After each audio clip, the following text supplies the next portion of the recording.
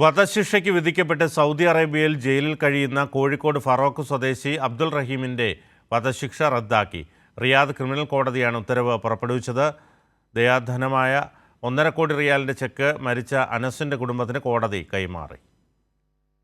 ദയാധനം സ്വീകരിച്ച മാപ്പ് നൽകാൻ സന്നദ്ധത അറിയിച്ച മരിച്ച സൗദി ബാലൻ അനസ് അൽ ഷഹ്രിയുടെ കുടുംബം റിയാദ് ഗവർണറേറ്റിൽ അനുരഞ്ജന കരാർ ഒപ്പുവച്ചിരുന്നു. ഇതിന് പിന്നാലെ ഗവർണർ സാക്ഷ്യപ്പെടുത്തിയ കരാർ പരിഗണിക്കാൻ കോടതി നേരത്തെ ഒരു വട്ടം ചേർന്നെങ്കിലും അനസിന്റെ കുടുംബം ഹാജരായിരുന്നില്ല. ചൊവ്വാഴ്ച ഉച്ചയോടെ കുടുംബം കോടതിയിലെത്തി റഹീമിന് മാപ്പ് നൽകാൻ തയ്യാറാണെന്ന് അറിയിച്ചതോടെയാണ് നടപടികൾ വേഗത്തിലായത്.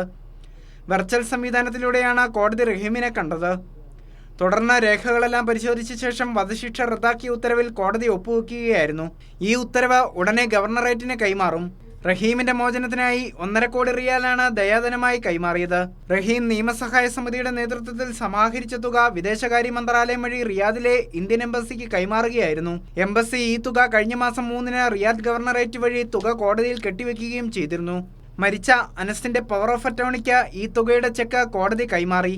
ഇനി താമസിയാതെ തന്നെ റഹീമിന്റെ ജയിൽ മോചനം ഉണ്ടാകുമെന്ന് റഹീമിന്റെ മോചനത്തിനായി രൂപീകരിച്ച സഹായ സമിതിയുടെ chairman CP Mustafa, vice chairman Munib Payur, coordinator Hasan Harshad എന്നിവർ അറിയിച്ചു. നമുക്ക് ആവശ്യമുള്ളത് കാര്യങ്ങളാണ്. ഇനിയിപ്പോൾ ഗവർണറേറ്റ് ഓഫീസിൽ നിന്ന് കിട്ടാനുള്ള ബാക്കിയുള്ള കാര്യങ്ങളാണ് മുന്നോട്ട് പോകാനുള്ളത്. ഗവർണർ ഓഫീസിൽ നിന്ന് ആ പേപ്പർ എത്തിക്കഴിഞ്ഞാൽ എത്രയും പെട്ടെന്ന് കാര്യങ്ങൾ മൂവ് ആവും എന്നുള്ളൊരു വിശ്വാസത്തിലാണ് നമ്മൾ. 15 മില്യൻ്റെ ചെക്ക് കുടുംബത്തിൻ്റെ അറ്റോർണികളായ അബു അനസ്, മുഹമ്മദ് മുബാറക്ക് എന്നിവർക്ക് ജഡ്ജി കൈമാറി. അതിനുശേഷം അതോടുകൂടി പ്രൈവറ്റ് സൈറ്റ്സ് ക്ലിയർ ആവുകയും അതിനുശേഷം ഡെത്ത് പെനാൽറ്റി ക്യാൻസൽ ചെയ്യുകയും ചെയ്തു.